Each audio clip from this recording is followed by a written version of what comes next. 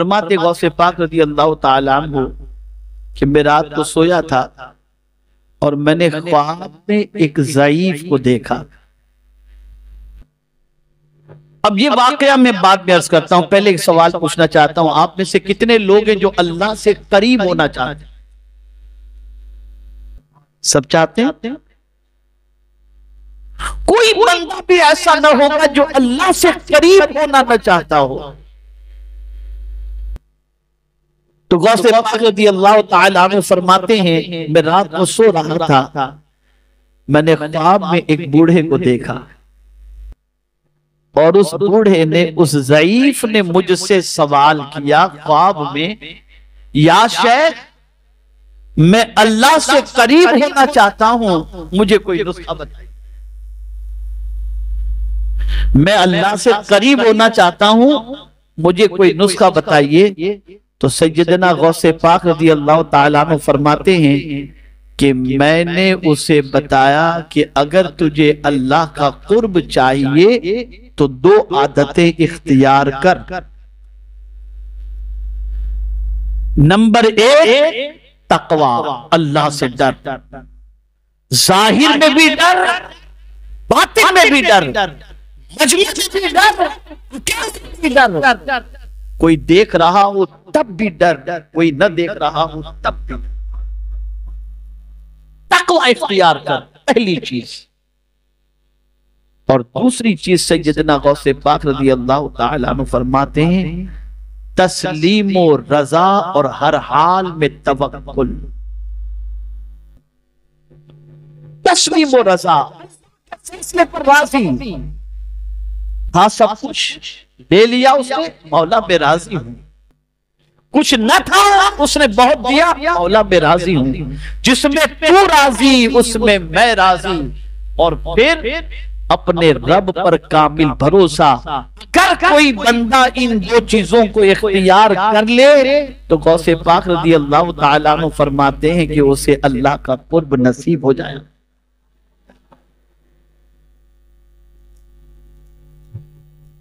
गले में माला पहनने से कुर्ब नसीब नहीं होता,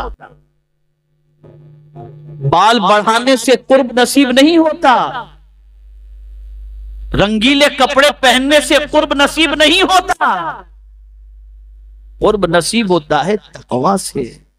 इसीलिए जब हजरत मुआज बिन जबल रज़ियल्लाहु ताला अन्हु को आकाए करीम सल्लल्लाहु अलैहि वसल्लम ने यमन की तरफ भेजा गवर्नर बनाकर, तो जानते हैं अब सरकार सल्लल्लाहु अलैहि वसल्लम के इल्म का क्या कहना। इरशाद फरमाते, मुआज अब जब तुम यमन से लौटोगे तो मेरी मुलाकात नहीं होगी।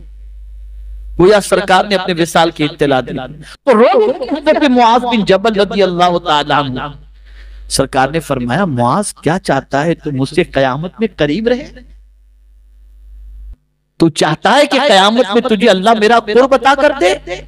अर्ज़ कहते हैं, हाँ या रसूल अल्लाह।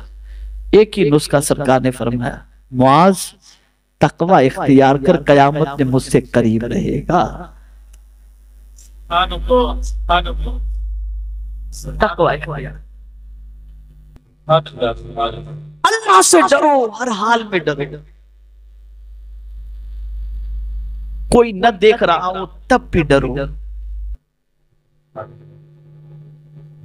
तन्हाई में डरो, मजमे में डरो, अकेले कहीं रहो तब भी डरो, अल्लाह से डरो। एक तसव्वुर रहे, कोई देख रहा हो न देख रहा हो, मेरा मौला देख रहा है।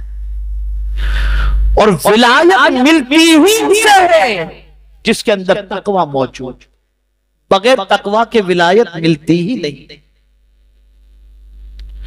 तेजी से नेमत की खातिर कह रहा हूं, कोई अपनी बड़ाई बयान करना नहीं।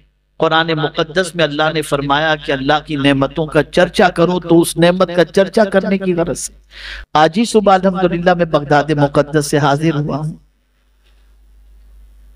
गौसे पाक रज़ियल्लाहु ताला अन्हु के यहाँ कई दिन रहने की सआदत नसीब हुई। करबलाए मौला में 2 दिन रहने की सआदत नसीब हुई। मौला अली के यहाँ 1 दिन रहने की सआदत नसीब हुई। और एक जो बहुत अहम सआदत नसीब हुई है, सिर्फ मैं उस शुक्राने का इजहार कर रहा हूं कि जिस हुजरे के अंदर सैयदना गौसे पाक इबादत करते थे। अल्हम्दुलिल्लाह उस हुजरे के अंदर बैठने की सआदत नसीब हुई, तिलावत की सआदत नसीब हुई, और निकलने के 2 रोज पहले उस हुजरे के अंदर बिठाया गया और कहा गया लाइट ऑफ करके कि आप यहाँ अल्लाह का जिक्र करो। और वहां जिक्र की महफिल किए उस हुजरे के अंदर। कुछ लोग थे अल्हम्दुलिल्लाह 5-10 लोग थे, सैयद अमीनुल कादरी साहब भी साथ में थे। तो अल्लाह का जिक्र वहां की और जिक्र के बाद अल्हम्दुलिल्लाह वहां दुआ भी हुई। मैं उस जगह की हकीकत आपको नहीं बता सकता कि उस मकाम के अंदर कुदरत ने कितने अनवार और कितनी बरकतें रखी। वहां का चप्पा चप्पा नूर की खैरात बांट रहा। जो दरो दीवार गौसे पाक के जिक्र इलाही पर गवाह हूं, उन दरो दीवार का क्या कहना। तो मैं आपको एक चीज बताऊं कि गौसे पाक की बारगाह में बैठ करके मैं जो है खत्म वो कसीदे गौसिया पढ़ रहा था। एक शेर पर मैं पहुंचा तो आप लोग सब याद आ गए मुझे। और वो शेर ये था कि गौसे पाक फरमाते नजर तो इला बिलादिल्लाह जमान का खरदलतिन अला हुक्म इत्तिसाली। मैं अल्लाह के शहरों को इस तरह देख रहा हूं जैसे हाथ की हथेली में राई का दाना। तो चूंकि जुलूस-ए गौसिया के मौके पर मैं यहां नहीं था, बगदाद शरीफ में था, तो मैंने वहीं से साथियों को, शूरा के साथियों को मैसेज किया और V16 के हमारे साथियों को मैसेज किया कि गौसे पाक फरमाते नजर तो इला बिलादिल्लाह जमान। मैं अल्लाह के शहरों को, सिर्फ सामने बैठा है उसकी बात गौसे पाक नहीं फरमाते, अल्लाह के शहरों को, सारे शहरों को इस तरह देख रहा हूं जैसे हाथ की हथेली में राई का दाना। तो जिस गौस की नजर का आलम ये हो कि अल्लाह के सारे शहर उनकी निगाहों के सामने हो, तो अगर सुन्नी दावत इस्लामी के काफिले के साथ कोई जुलूस में निकलता हो तो वो भी गौसे पाक की नजर से ओझल नहीं हो सकता।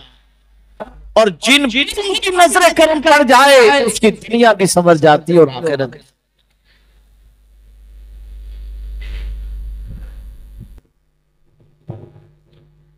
गौसे पाक की नजर का मामला, अल्लाह अकबर, नजरे रहमत किसी पर डाल दे तो बेड़ा पार हो जाए, और नजरे गजब किसी पर डाल दे तो उसका बेड़ा गर्क हो जाए। ये आपकी नजर की तासीर।